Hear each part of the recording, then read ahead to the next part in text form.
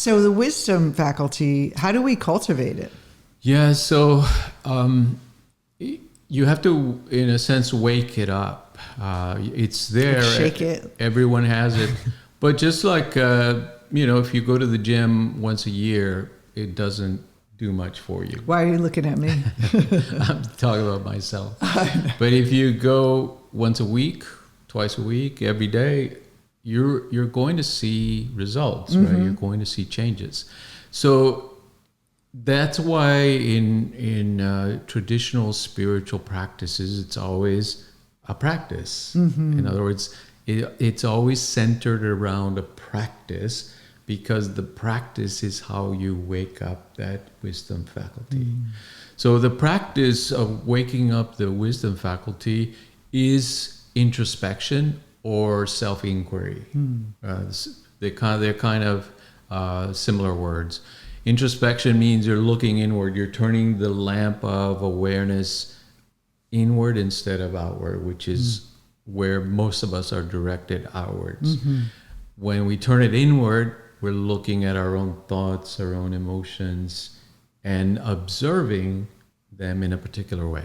And we can talk more about those particular ways, or that particular way which allows us to work with our thoughts and emotions in a powerful way and not get caught up in them. The ordinary person is essentially caught up in their thoughts and emotions because they believe they are the ones thinking those thoughts and emotions, and therefore it takes them like a current, just sweeps them away.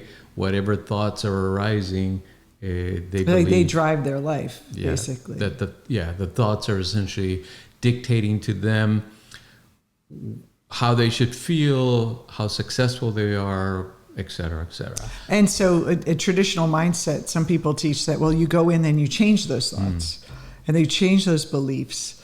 But that's not what we're doing with self-inquiry. It's actually a higher level of working with the mind. It's not just rearranging the thought. I call it rearranging the furniture. You're still in thought. You're still attaching to the thought, like I am good enough now, or I am successful. Those are great if you want to create ego success or things in your life with ego. But it's almost like you're not identifying as the thought anymore. Your self-concept is more with the observer, not the mechanism that's thinking and feeling. Yeah, so the practice of kind of gaining that distance from our thoughts and feelings. Now, note that we're not repressing them. No, yeah. That it's not the same as pushing a thought away or denying it. Or fixing it. Or trying to fix it. What we're doing when we're waking up the wisdom faculty is observing. Just observing. That observation itself is like bringing light into a dark room. You don't have to do anything. What happens to darkness when you bring light into a room? It just vanishes. It just vanishes. You don't have Darkness doesn't exist anymore. Exactly. Yeah. So when you bring consciousness into the mind, that self-awareness, that's the real self, the same thing happens. Ignorance, meaning the illusion of you being a separate ego and the world being independent of your mind, disappears. So this is what I'm hearing, and correct me again if I'm misperceiving, but truly the path to get that access, that wisdom faculty, is to observe the thoughts, not buy into them. And by observing the thoughts and not buying into them and not identifying them, you're creating a space for imagination, for creativity, because you're not weighed down by the thought, and you can have this other wisdom faculty to imagine and be inspired and advance in possibility. Is that what you're saying? Yes. Except that this is a subtle kind of shift that we need to make. That what we call reality is already imagination. In other words, even neuroscientists now are understanding that what we call reality is a controlled hallucination. So when you're saying reality, the things that we're picking up from our senses that we call reality. Yes. Or an apparent reality, as they say in Eastern philosophy. It is already created from imagination. So you're making space for a new imaginary reality that's self-directed? Yes, what we're From doing the is self, not the ego. yes, the practice. What it does, it makes the mind subtle to where we're able then to reshape it. Okay. Right. So we can think of the hardcore reality, as most people would say, the things that I can touch, feel, and observe, and that if I leave the room a certain way, tomorrow I come back and it's still the same way.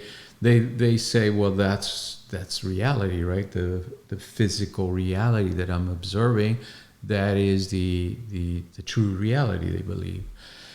But as we start to make the mind subtle, we can start to shift those locked in patterns. Or we can say that it's a default pattern that recreates the same reality, because that's essentially what our brain is conditioned to do.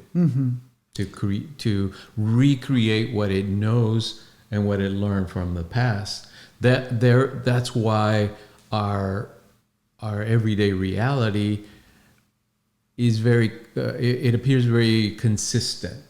I mean, we would go crazy if we woke up every day and we were in a different reality. We see those movies where people are going into like alternate universes, and it's just so unsettling. That's right.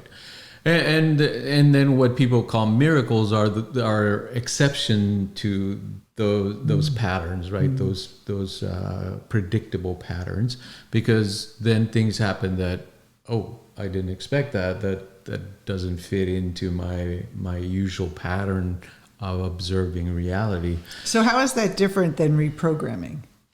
Yeah, so it would be, again, the perspective. If we're reprogramming from the ego, we're trying to fix things, and we're saying, I'm going to turn my negative thoughts into positive thoughts, and therefore attract more money or more success or a partner, whatever we're doing.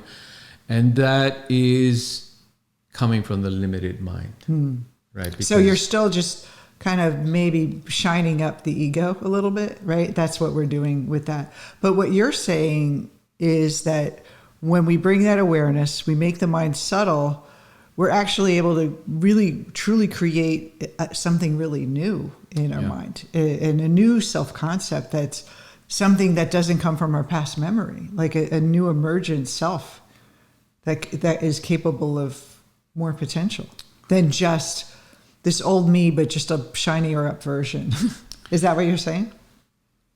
Well, yes, because the only let's say clarification would be that it's not a new self; it's the same self that has created our ordinary world, a new reality. But it's creating a new reality, a new way of expressing its sense of the world and the universe.